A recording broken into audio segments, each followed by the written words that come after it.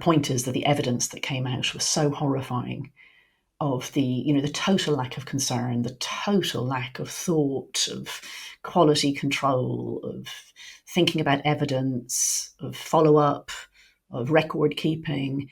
And I should say the UK is not bad by international standards. Like, people think that Tavistock must be this outlier, this terrible clinic. It was actually very cautious. Your clinics are much, much worse in Canada, same in Australia, same in half of America.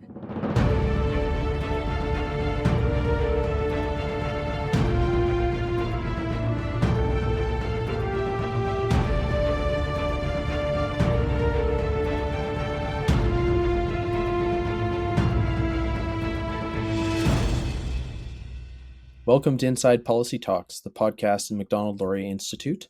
I'm Peter Copeland, and today we're tackling one of the most contested and consequential issues in public life, the rise of gender ideology and the erasure of biological sex. Over the past decade, the idea that gender is self-declared and disconnected from biology has reshaped our laws, schools, medical system, and public discourse. But there's growing pushback. In the United Kingdom especially, we've seen a remarkable reversal against this institutional capture. The shift has come through court challenges, investigative journalism, and public inquiry. And our guest today is one of the clearest voices in this space, Helen Joyce, journalist, mathematician, former senior editor at The Economist, and author of Trans: When Ideology Meets Reality. She is now the Director of Advocacy for Sex Matters, a UK-based organization that promotes clarity about sex in law and public policy. And Helen has really been at the forefront, I would say, of efforts in the UK to reinstate biological reality in public policy. And she's helped shape the international conversation as well, which is why we have her here with us today. And I would just say briefly that it's a topic we're following very closely from my perspective. Gender ideology is not just a social or medical controversy. Say it's a sign of a much deeper shift in how we understand the human person. And I tend to think that unless we recover and further deepen a coherent vision of human nature, we may be headed toward more radical forms of disembodiment and boundary erasure, and perhaps even transhumanism. So before we get started, please remember to like and subscribe. It really helps us reach more people with these ideas. Helen, welcome to the podcast. Thanks for having me on. Very good. Much to cover, so we'll get to it. Let's start at the beginning of all this. I'm curious for your answer, where you think it all begins. What, in your view, are the core philosophical assumptions that allowed gender identity theory to take hold so rapidly across institutions? Because it's definitely been rapid, especially those tasked with, safeguarding children, women, science, other public spaces. Gosh, I'm not sure it has been rapid. It's been one of those things that it was going for a long time and subterranean, and very few people aware of what were totally fringe ideas. And then at some point, maybe sometime in the 2000s, but certainly from 2015, these ideas sprang into public consciousness, and then it really went rapidly. But I think a lot of groundwork had been laid first. I mean, you can go back as far as you like, really. Human beings seem to come with a sense that we are, a ghost in a machine.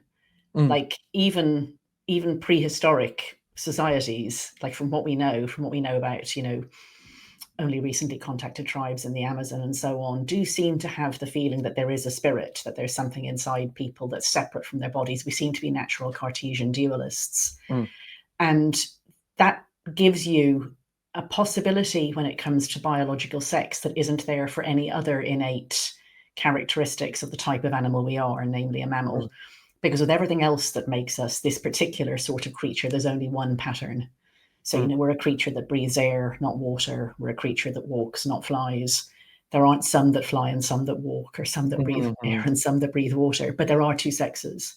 mhm, So it's possible, if you're the sort of creature that has this notion that there's a real you inside you living behind your eyes or in your heart or in your stomach, wherever you conceive of it, it's mhm. in different places and different points, that you could imagine that that real self is of the opposite sex.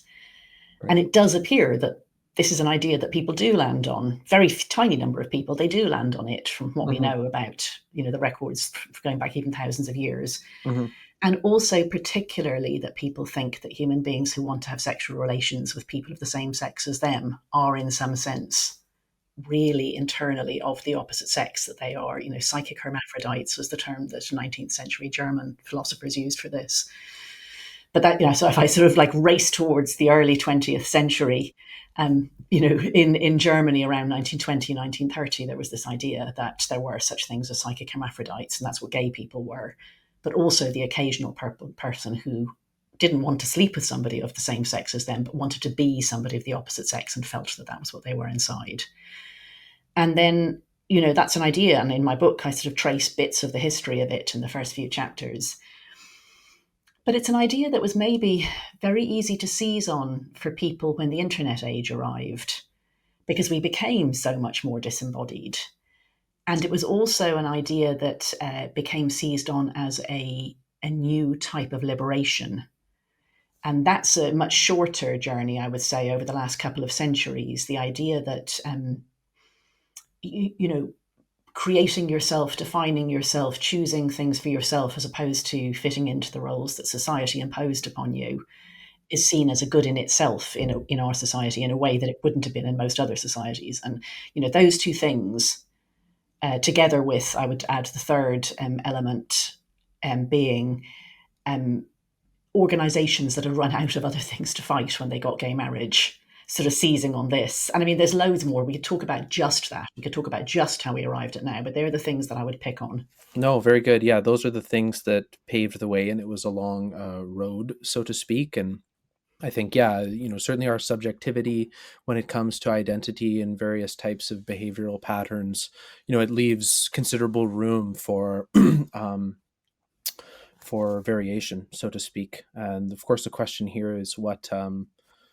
not what is natural necessarily, because I think that's a bit naive, but ultimately what promotes well-being, or what is good for the people in question. We'll come back to that. But moving ahead to the contemporary moment, or few moments preceding, um, I know you've argued that much of the more recent shift, which were quite pronounced, and then kind of floodgates open, that was a result of some institutional capture, rather than this like big groundswell of demand for this among a large number of people. So what sort of mechanisms or trends, legal, bureaucratic, ideological, allowed this kind of capture and then rapid changes to occur in many of our institutions? I think that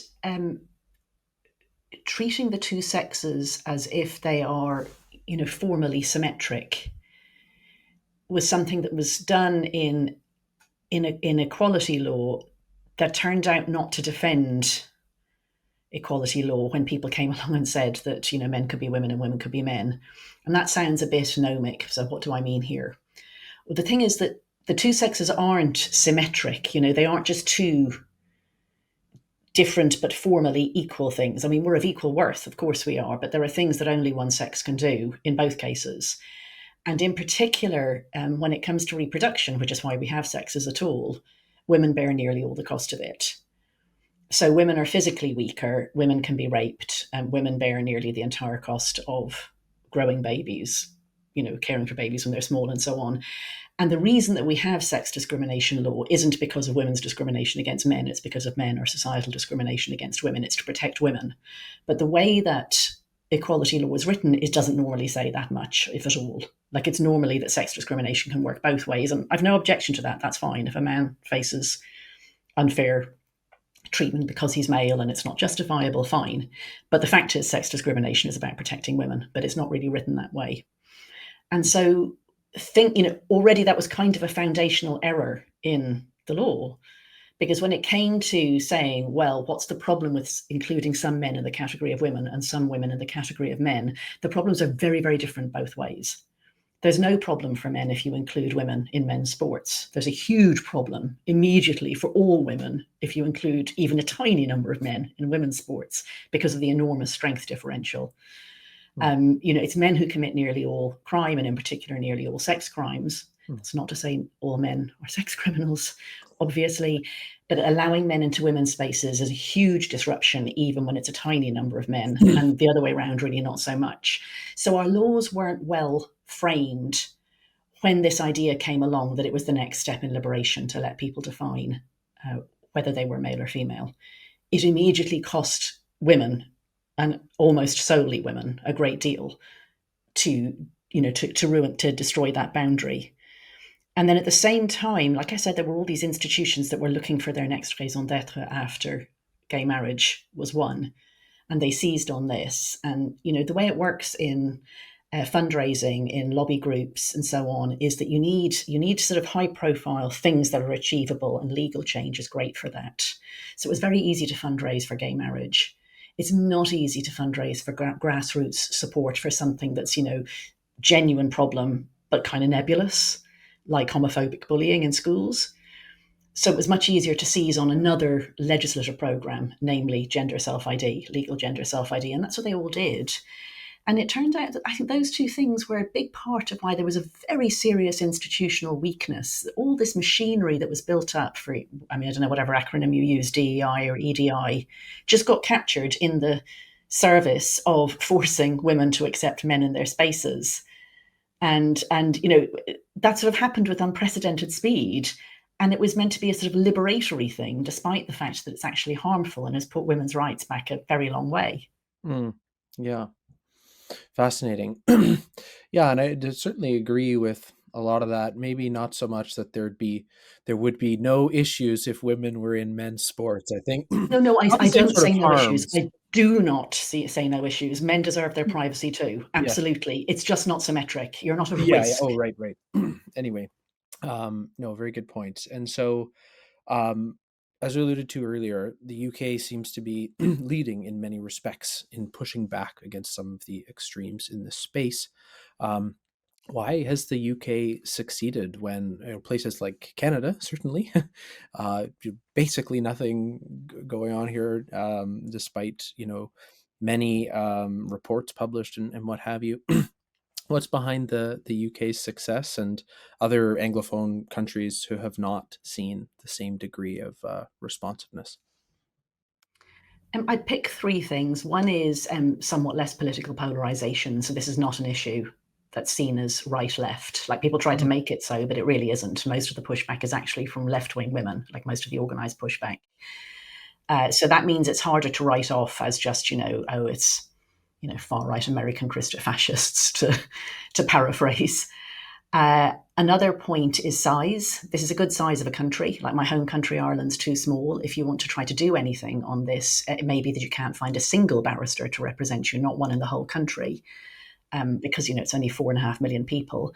But then again, it's not too large. Like in America, you've got to fight this state by state because, and I'm sure that's to some extent true in Canada, though Canada is not as large. You've got a much more federal country. This is an incredibly centralised country, and in particular, it's got a centralised healthcare system, the NHS. Nearly all healthcare is through the NHS. So if you want to fight it here, you've got a deep enough talent pool for anything that you need to do, and you've got it's plausible to get people together. There's not totally over bearing distances, and you've got just basically a couple of parliaments that you need to face and one healthcare system. Mm-hmm. Interesting. Okay, let's talk about how it came to be through the judicial system and then the inquiry. So there was a famous case. It did in fact make the news here in Canada. It wasn't covered in the way you might expect. The Bell v. Tavistock case, and then the Cass review. Tell us about those. I should have said that the other thing that I should have highlighted here is specificity about our equality law.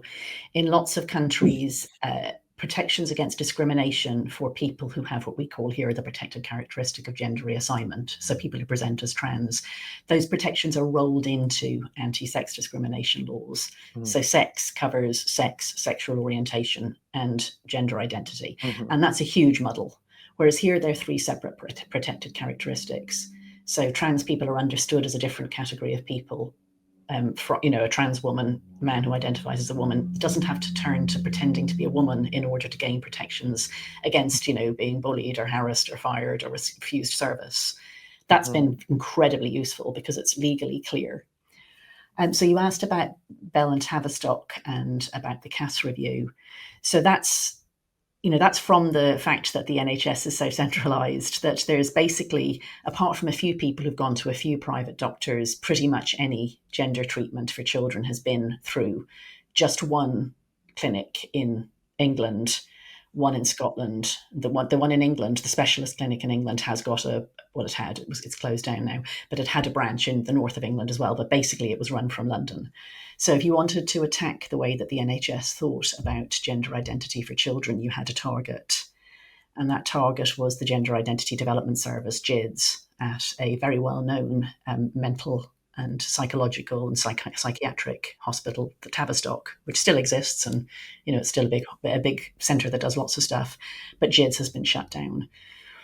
So various campaigners spent some years showing that their treatment was based on incredibly flawed thinking, no evidence, actually against what evidence there was. There was active failure to collect evidence deliberately, and very uneven practice. And a young woman called Kira Bell, who's now in her early to mid-20s, she was treated there, and she then took a judicial review against the Tavistock for the treatment that she received. So to explain that, she wasn't looking for money. It's not a medical malpractice case. It's not that she was looking for financial compensation. That wasn't a possibility. A judicial review is something that's taken against a public authority that has not acted according to its requirements as a public authority. And because this is an NHS clinic, you can judicially review it for its failure to offer, suitable and proper healthcare, which is what she did. And she won in the first instance, but lost on appeal. But the point is that the evidence that came out was so horrifying of the total lack of concern, the total lack of thought, of quality control, of thinking about evidence, of follow-up, of record keeping. And that led to the health minister of the day asking a distinguished paediatrician, who is now she's now a peer, so she's now Baroness Hilary Cass, she's former president of the Royal Paediatric Society, asking her to do an independent review of NHS gender services for minors. And she did. It took her 4 years. She had an external team who did 4 independent evidence reviews. She wrote a pretty magisterial report about it all. And it was globally, it was the first properly evidence-driven and based look at the practices of gender clinics. And I should say the UK is not bad by international standards. Like, people think that Tavistock must be this outlier, this terrible clinic. It was actually very cautious. Your clinics are much, much worse in Canada, same in Australia, same in half of America. It was slow to start using puberty blockers. But because it was the NHS, you could get hold of it in a way that you can't get hold of private practitioners elsewhere. Okay, yeah. So just owning in on 2 of the points you raised right at the outset, the centralized nature of the NHS and the non-politicized nature of this issue, which I find just interesting from the Canadian perspective. I mean, it's so politicized here. In spite of that, the dominoes now have fallen, a number of them around the world. And what lessons can Canadian policymakers and advocates learn from the UK experience? And, without knowing so much about Canada yourself, what would you recommend and suggest? Sure. I think, if we just sort of zoom right out and think about this as a problem of political economy, or, a problem of political philosophy, really, the first thing is that you have to be able to talk about it. And you have to be able to talk about it in clear language that ordinary people understand, and without fear of losing your job. And if you can't have those 2 things, then you can't even get going. And here, that was provided, I would say that the legal precedent, which is it's 4 years and a few days old as you and I are talking, was Maya Forstatter's legal precedent. So she is the CEO of the human rights charity I work for, Sex Matters. She, at the time, in the late 2010s, so 2017, 2018, she was working in a think tank called the Centre for Global Development. It was the UK branch of a Washington-based think tank. And at the time, we were having a consultation here about bringing in legal gender self ID, and she thought this was a bad idea. And she's talked a lot about, it's quite a well-known case, but just to summarize, she talked about this on social media. Some fundraisers in Washington complained. She was told not to do it. She was investigated. She lost her job. She took a case claiming that this was belief discrimination. So that's one of the protected characteristics in our anti-discrimination law.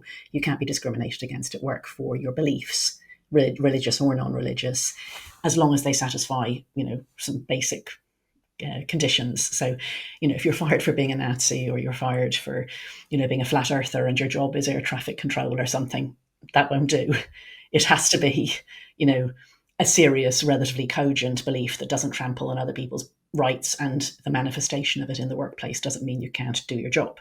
Anyway, she lost, actually, and the reason was that her belief that there are two sexes and sex can't change was deemed to be not worthy of respect in a democratic society. But that turned out to be a good thing because it went to appeal, and she won on appeal, and that set a precedent countrywide. And there have been more than 30 cases since, almost entirely successful, all of them. Like, there have been a couple that haven't been for reasons to do with the facts of the case. But it's now pretty well established that you can say that you think there are two sexes, sex can't change, and it's important to acknowledge that in law without losing your job. Doesn't mean you won't get bullied, doesn't mean you won't get cancelled, but it's taken the worst consequence, the idea of becoming indigent, away from you. So if you can do that, if you can talk about it without losing your job, and then the clear language, online there were years there where nobody could say trans women are men without losing their Twitter account.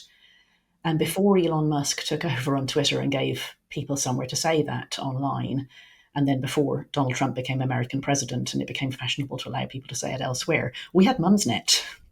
So Mumsnet is this great British website where millions of people talk about all sorts, and it's not just about nappies and, sorry, you probably call them diapers, but there's a very active feminism board there.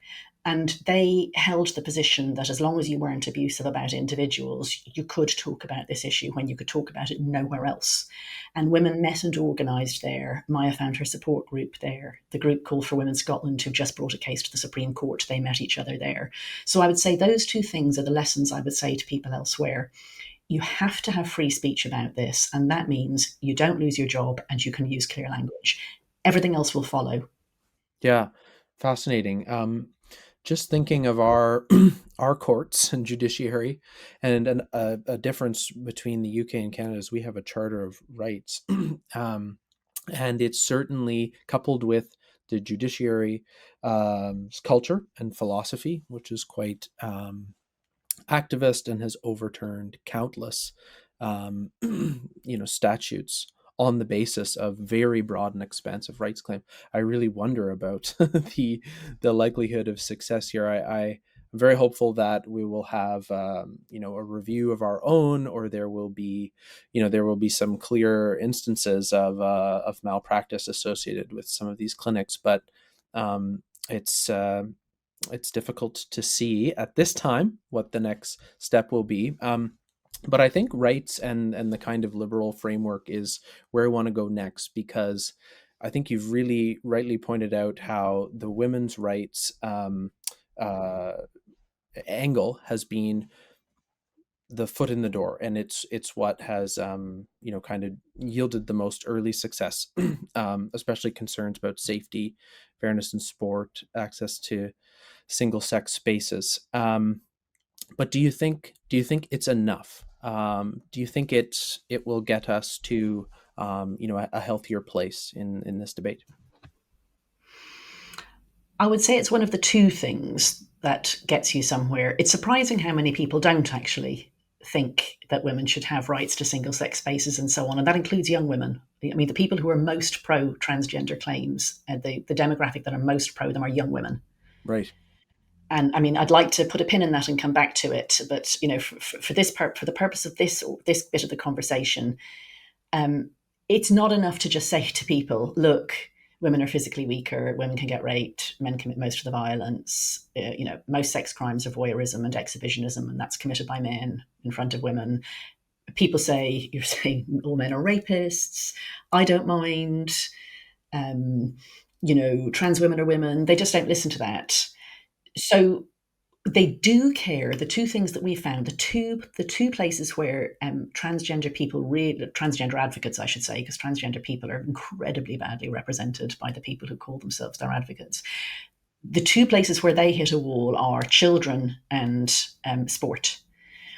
And we've come to the conclusion, having done focus groups here and watching what people say, that the reason is that those are two places where there's an alternate framing that's nothing to do with discrimination, most oppressed minority, victimization, any of those things, which derail any sort of logical thinking. Like logically, you should say, look, women are half the population.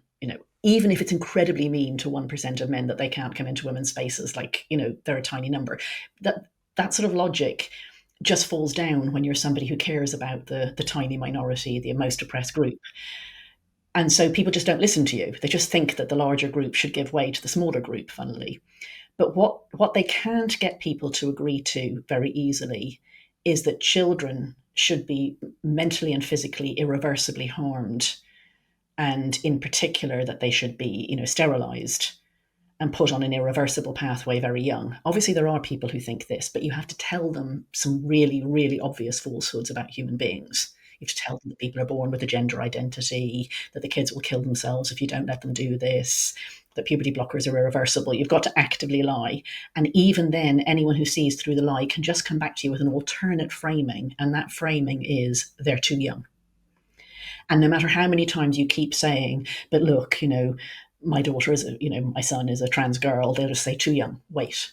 And then the sports one, the alternate framing is it's not fair. So even if somebody goes along with trans women are women, I'll use the preferred pronouns, most oppressed minority, blah, blah, blah, they'll still say it's not fair. So those are the two places that you get in. And I do have faith that because it's a whole world view, that sex isn't real and gender identity is real, and that what makes you a man or a woman is what you say you are. If you can't do it with children and you can't do it in sport, then I think it all starts crumbling. Yeah. So I do have hope that you can pick away starting on those two things. Mm-hmm. Yeah, certainly. And of course the other, I mean, it's interesting just to see how people seize on different issues as their, the one through which they see it. I tend to gravitate towards the, like, yeah, sex is a reality. There are two, and this is kind of the thing. And so I wonder if this, this liberal rights based approach, which is still kind of being applied in those two areas that you mentioned, it's still kind of treating or just not dealing with the question that sex is, this kind of negotiable category. And so I tend to, going back to deeper philosophical positions, which you started laying out at the outset, increasingly in the Western world, we view all concepts as, existing along a continuum, that they are heavily influenced by our subjectivity and kind of social construction. We have this kind of strongly anti-realist worldview that, denies that our bodies have an intrinsic structure, and then norms that flow from that dictate, how we should structure our society and what makes us happy and our well-being. So what would you say to that? Like, is that part of the deeper issue, or? Yeah, I think so. I absolutely do. And I mean, I'm not trying to sound like I'm Pollyanna. I think it's actually good that we've hit what feels like nearly rock bottom on this, Mm, because it allows you a chance for a renewal. So I was at a conference a couple of weeks ago in Dublin, organised by some young gay people who call themselves Not All Gays, as in not all gays support the destruction of women's rights, not all gays support the sterilisation of kids, etc., etc. I was asked to just speak for about 10 minutes. So I have two sons, one of whom's gay and one of whom's straight. And on the basis of the research that I've done, I really think that for many, many people, probably most people, sexual orientation is pretty innate. It is something that is, I mean, maybe not as obviously and binarily baked into us as sex is, but I mean, I would say there is no version of either of my sons imaginable that is not the sexuality that they are, just as there's no version of me that's a boy or a man. There isn't a me that could be that. Um, and I know that sounds like a really sort of superficial or obvious thing to say, but I think it's quite profound because we tend to think, oh, it's a lottery whether you were male or female, or, this Rawlsian veil of ignorance. Imagine you were male. Well, there is no me that's male. I know what you mean. You're doing a thought experiment that's meant to talk about discrimination, but there is no me that's male and there is no you that's female. That's just a totally different person. And the same, I think, at least in many cases with sexuality. So that's not what gay rights are based on, though. And I mean, and I think it is. It's I what think it some is. Well, women's rights are based on. No, so I don't think it is. I think it's no harm to anybody else. I think it's what business is it of yours? I think a lot of people, when gay marriage was introduced, yes, it mattered to public opinion that people thought it was natural, innate, and not inherently harmful. Those are the three things that pollsters found.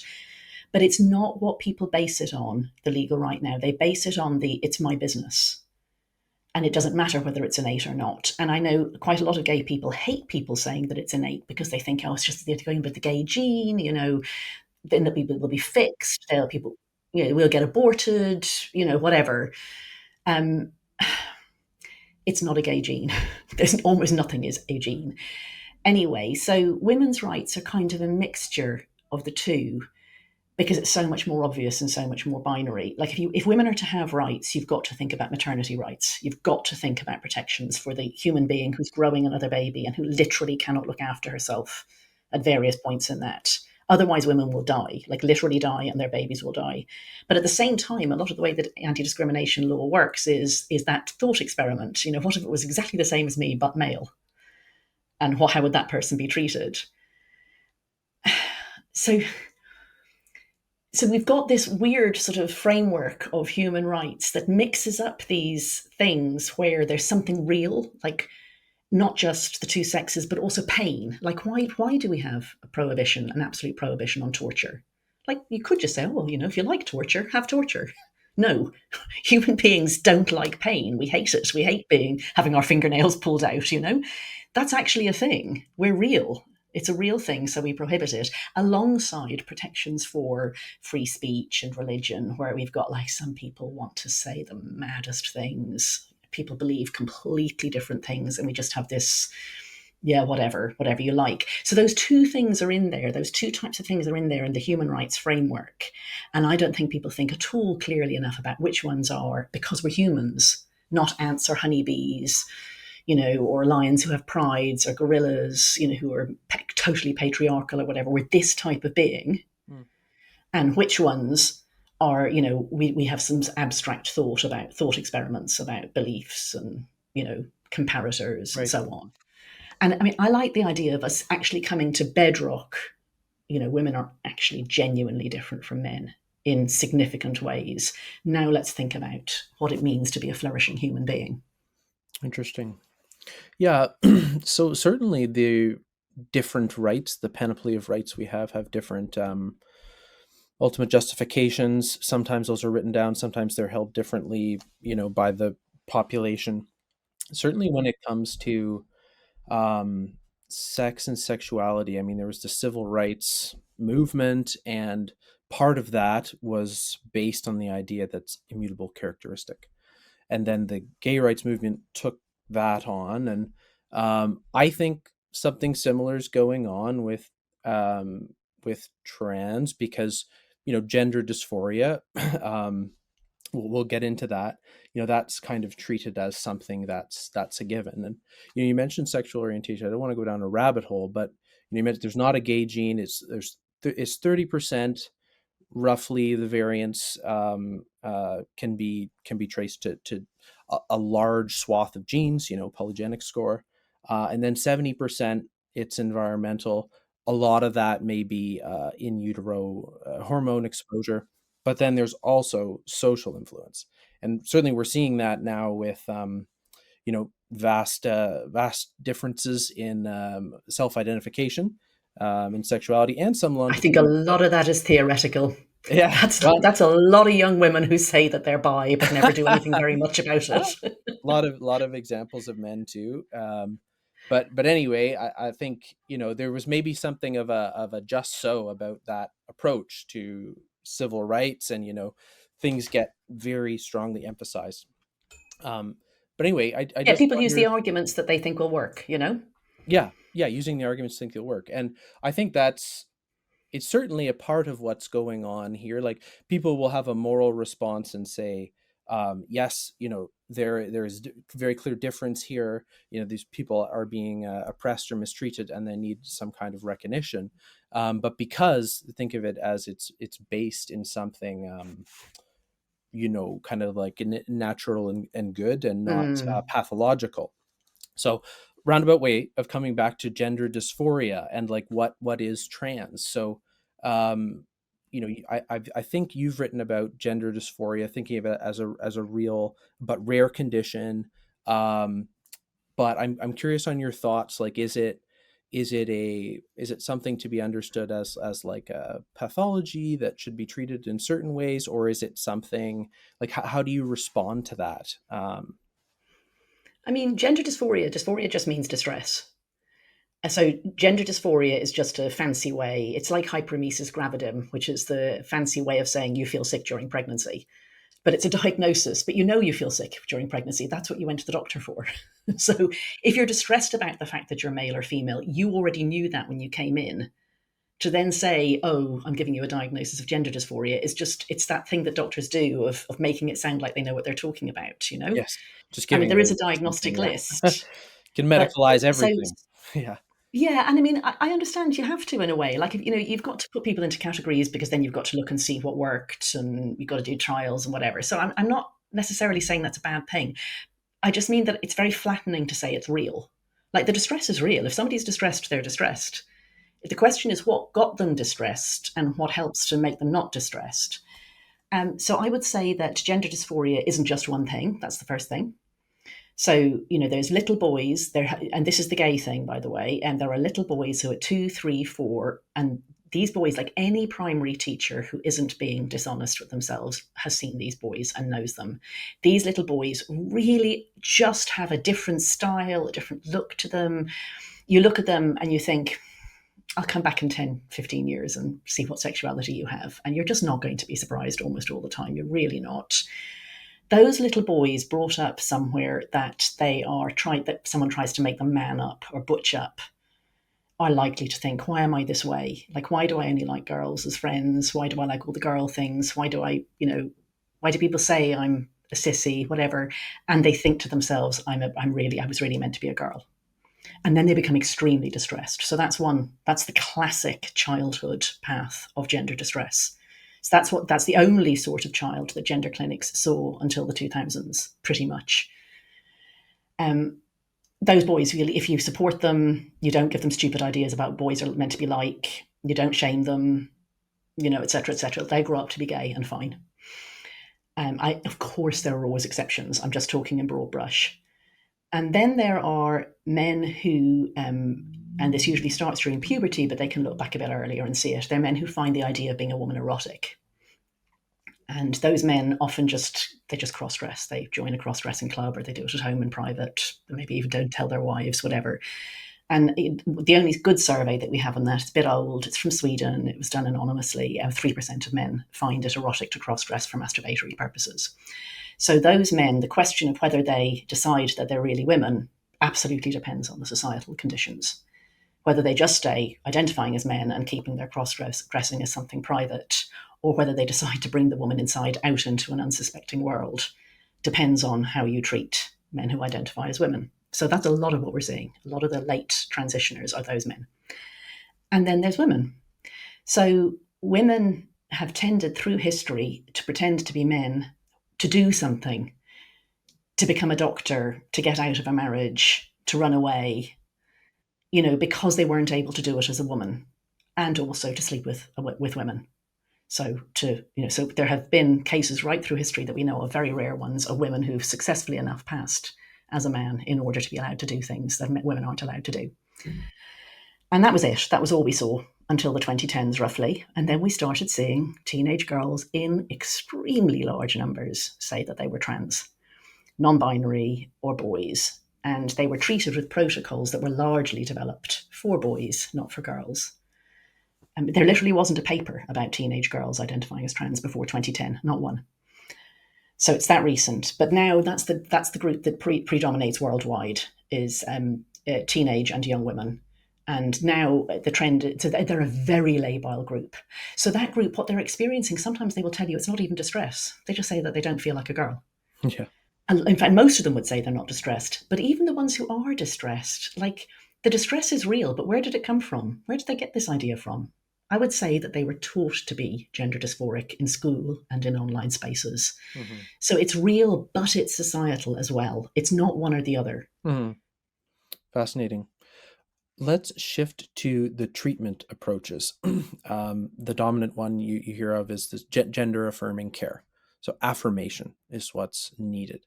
What do you think of the treatment approaches in this space? What do you see as successful? Do you see a role for affirmation? Curious for your thoughts on that. I mean, it depends what somebody means by affirmation. If you mean accepting what the child says to you as something that the child is feeling, then yes, absolutely. If you want to be trusted and to have a good relationship with your child, and if a therapist is to be able to support them with whatever is happening, you have to have an open-minded, open-hearted approach to this, where you listen to what the child is saying and you don't brush it off. You don't close things down by saying, don't be silly, or anything like that. But I mean, in a phrase I've just read in a very nice book, this is written by a gay man who was comparing gay rights and trans rights. And he said, gay rights is the possible dream. Like, it is actually possible. He's old enough that he was around before gay marriage. It was a possible dream. They really can have gay marriage. You really can form a relationship with someone of the same sex. Whereas trans is the impossible dream. It's just not possible to become a member of the opposite sex. If I could wave a magic wand and make it possible, maybe I would do it. But I don't even have to say whether I would or not. I can't. So anything that says to a child, you can be what you never can be, that cannot be. It just cannot be the right thing to do. So saying to a small child, children they're strangely magical and literal thinkers at the same time. If you say to a child, yes, you can be a girl if you want, to a prepubescent boy, he thinks you mean it. It's unconscionably cruel to say that. Of course, he might, if he wants it, he believes you. Puberty's going to look terrible. By that point, you've created a distress. You haven't given him the time to get his head around the idea of being a very unusual boy. So lying to children is a terrible, terrible, terrible idea, and lying to them in a way that then gets played out on their bodies and offers them something that they're going to be way past the point of no return before they realize that you actually were lying to them. Deeply cruel. Yeah. So, and of course, this is what, the Cass Review and others really get at. They look at the childhood context and they say gender affirming care, no, you need to watch and wait and treat and look at some of the other sources of distress. So very good. Let's shift to back to the broader philosophical underpinnings here. Do you think it's gender ideology is best understood as kind of a standalone movement, like it's really shot off from another coherent set of things, or is it part of a deeper current? And this is the view I tend to gravitate towards, this idea of transhumanism. So basically using technology to significantly modify, elements of, our nature. You could talk about CRISPR and gene editing to various types of medical practices or hormonal exposure. And you referred to this idea that we're natural Cartesian dualists, which, I'll have to think about that. I certainly try not to think of myself that way, but I can certainly see we have to try not to. God, it's tempting though. Okay, good. Yeah. Doesn't it feel that like the real who is there, Yeah, behind the eyes. exactly. Where is the pineal gland or what? Yeah. But and so this idea, yeah, that our minds are so different from our bodies, and how do they come together? And you also spoke of the liberatory elements of this boundary erasure. So yeah, how do you understand the gender ideology and its intellectual uh, ingredient? Yeah. I mean, one word you said that I just cannot disagree with enough is coherent. It is totally incoherent. That's one of the things that's so painful for those of us who are arguing with it. They say just totally incoherent and incompatible things in the next sentence. I mean, for example, there's a strong move towards getting rid of any recording of sex at all. So there's a big research project that finished a while ago at a London university about this. But I mean, that's part of. Have you come across the Joe Jakarta principles? No, No. So this is yeah. I'll do a sidebar on the Joe I'm Jakarta sure principles. Mia Why not? would know, one of our fellows. Yeah. Like Yogyakarta. It's a city in Indonesia, but it's said Oh, Jojakarta. okay. And they had to get together in 2006, and they published a set of principles, the Joe Jakarta principles, in 2007, which was largely about gay rights. It was framed as being about the global south, like where men were still being executed for having same-sex relations and the right, but they sort of snuck in some gender stuff as well. And then 10 years afterwards, they had a second Joe Jakarta 2017. And this one is bonkers. Like it says that you have the legal right to change your sex registered on any legal document at will as many times as you like, including to non binary, but also that the state should stop recording sex at all. Like you're like, I'm not seeing that these go very well together, apart from the fact that I don't think they're human rights. And no state has ever signed up to the Joe Jakarta principles, but they're always cited. So that's just one example of the total incoherence of this movement. Like, do you want men to count as women, or do you want to pretend that we're not actually a species with two sexes? Like, which? They seem to want both of those things. They want it's very, very, very important that trans women are women, but not at all important that actual women are women. You know, they say that it's about liberating us all from gender or stereotypes or whatever, but there's nothing left for a man to base his claim on being a woman on. There's nothing left for him to base that claim on except his feeling that he associates with those stereotypes. The whole thing's completely incoherent. And I think that that is because it's a coalition that hasn't really come to terms with the fact that it's got people with absolutely incompatible wishes in there. It's got men who want there to be real men and real women, but they're actually allowed to count as women. So they would like women to go around looking like a 1950s secretary so that they can dress like a 1950s secretary and be counted as a woman. There's women who just feel like they're not like, yeah, this expression, not like the other girls. Like if you want to be a full human being, it's actually a very unattractive idea to be a woman when you're a teenage girl. Because women, they're a mixture between a porn star and a doormat, basically. Oh, and your mum, by the way, who's the most uncool person in the world and wrong about everything.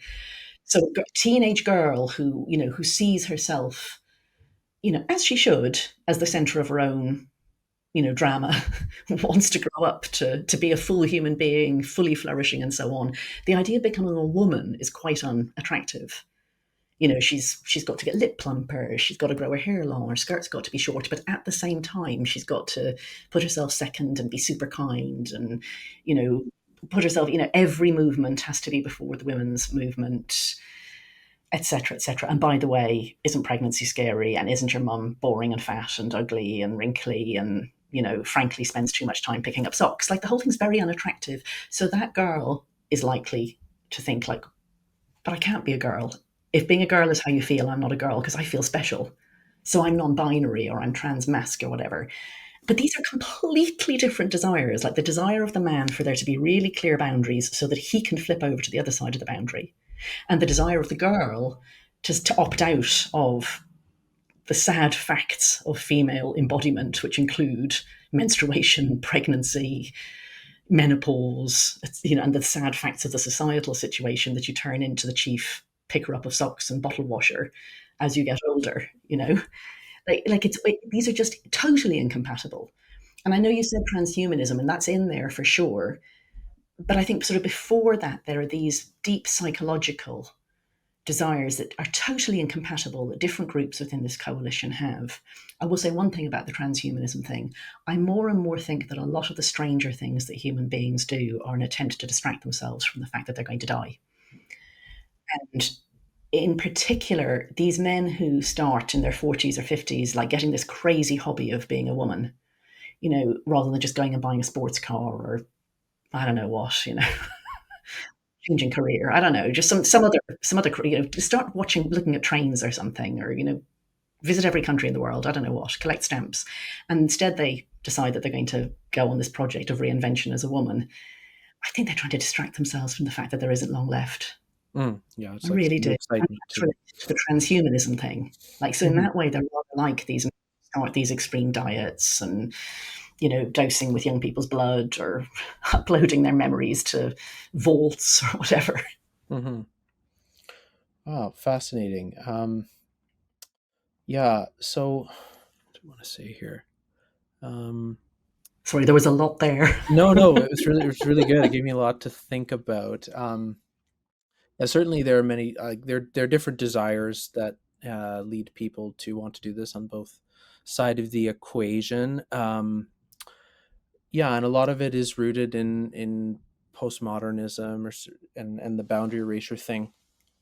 But I tend to think, like, some of your descriptions, to be honest, about this, like, alienation from womanhood, like, I see that as a, like, that's a liberal feminist thing.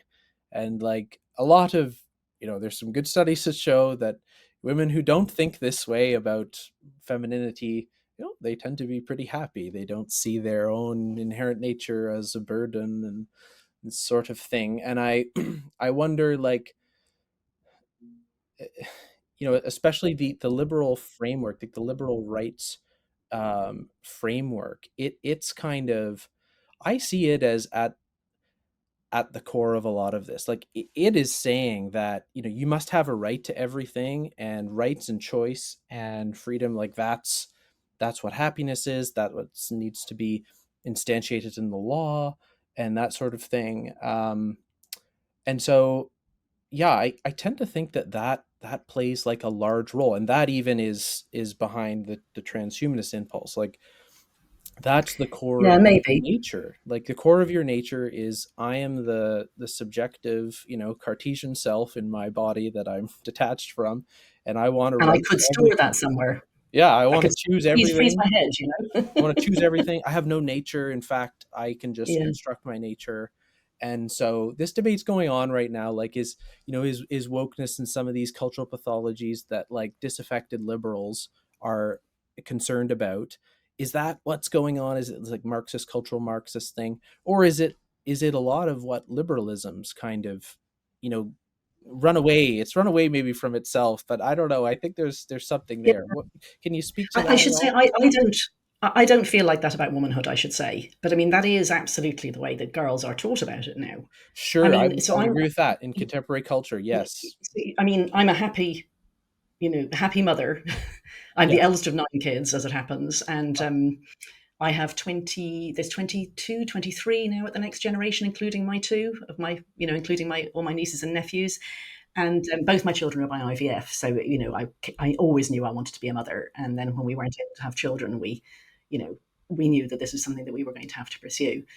So my husband he remembers this time, we were quite unhappy when we realized we weren't able to have children naturally. We were living in Finland at the time. I had a postdoc out there. And he's often cited it to me since, I was sitting there and I was unhappy in my job. And, we were living in this rented flat and we had been trying to get pregnant for quite a while and we're having investigations that we're finding nothing. And I said to him, I don't want anything that's out of the ordinary. I'm happy with him. I just want a husband, a job, and a child. And then I looked at him and I said, and I'd give up the rest of them if I had the child. And I love my husband. I'm married 30 years. Honestly, I wanted a child and I always wanted a child more than anything else. So this is not me saying, and that's the reason I would never want to be a man. I wanted to grow the babies, thank you. I wanted to be the mother. I didn't like being pregnant physically, but still think it's the most remarkable thing a human being can do, and I'm happy to have done it. So that's a sort of sidebar. I'm not talking about me here. I'm talking about what I see girls being taught and thinking. And I think the connection here is that the pattern human being on which the liberal framework was built is a man. Mm, I mean, yeah. you said you think there's a connection between liberal feminism and transhumanism. Look at transhumanism. It's all men. There aren't women pushing this stuff. It's all men in the tech industry.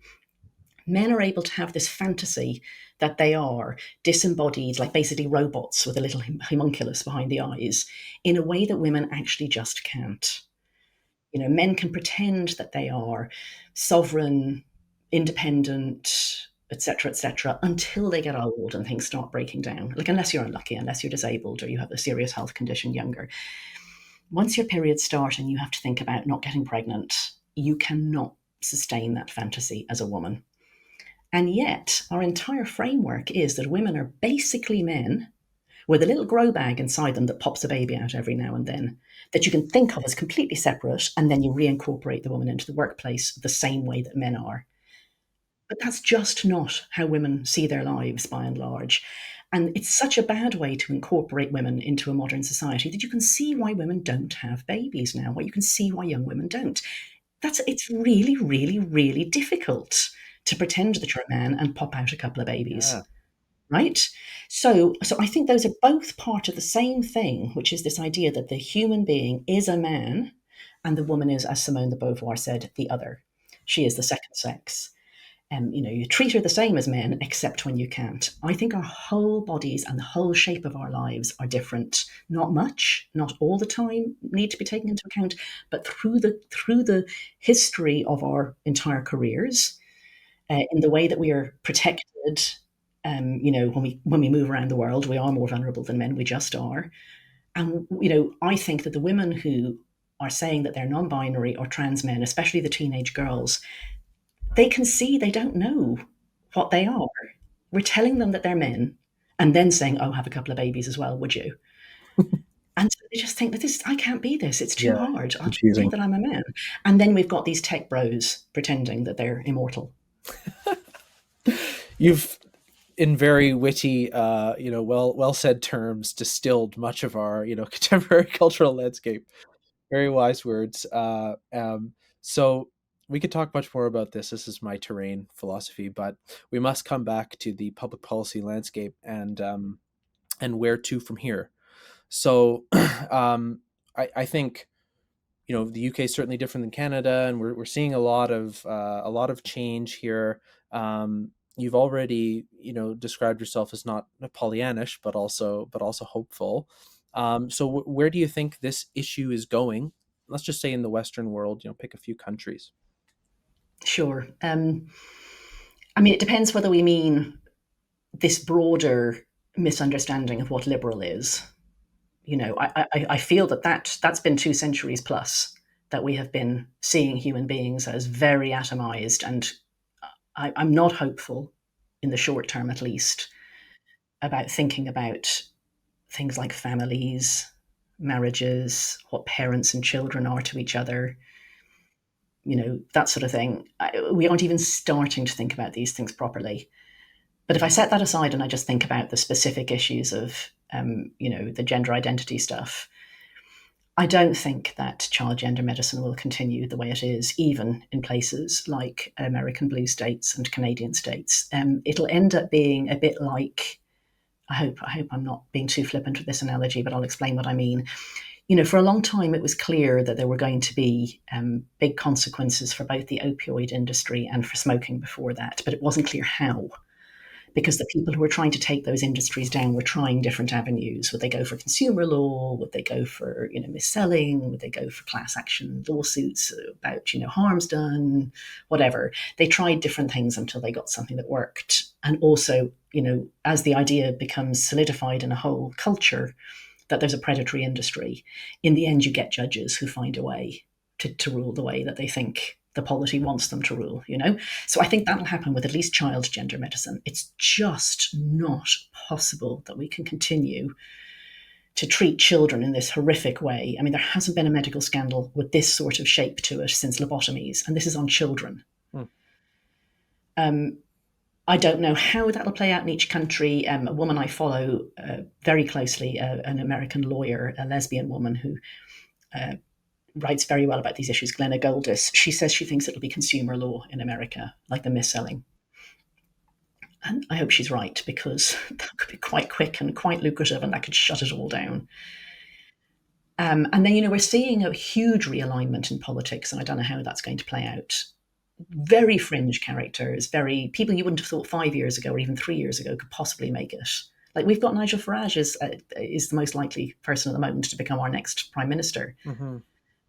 You look at Trump. I mean, I remember being in a newsroom when it became clear that he might be the next presidential candidate for the Republicans back in 2015 or so. We laughed. And here we are. So who knows what happens politically? So I don't think that'll last. And I also don't think that we will keep seeing men in women's sports. I just don't. I'm more worried that we will continue to teach children lies about themselves. And, you know, culture wars and culture change are demographic things. So if children keep being taught, if children keep being indoctrinated into thinking that biological sex isn't real and it's trivial, and that anyone who says that a boy who identifies as a girl remains a boy, and a man who says he's a woman remains a man, many, many, maybe even most young people have been taught by now that that's bigotry. It doesn't matter what we do in the law, they will win. They will just win by demographic change.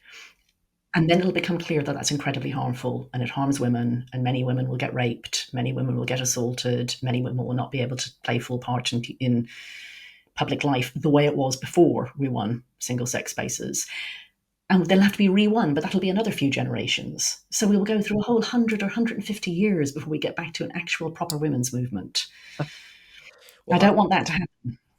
we'll have to have you back again some years down the road to test your future predictions. But I'll yeah, be dead by then. no, it seems right that yes, when it comes to medicine, certainly youth medicine, sport, some of these things, like there's clear signs, but education, K to 12 and universities, yeah, maybe not so much, but they are the pipelines and maybe the places to turn attention to next. So Helen, I want to thank you so much for joining us. This was a fascinating conversation. I would encourage everyone to check out Sex Matters in the UK and Helen's writing and work. And I want to thank all of you for joining us on Inside Policy Talks. I'm Peter Oh, Copeland. thank you Thanks for for having joining me us. on. Great conversation. Thanks, Helen. Take care.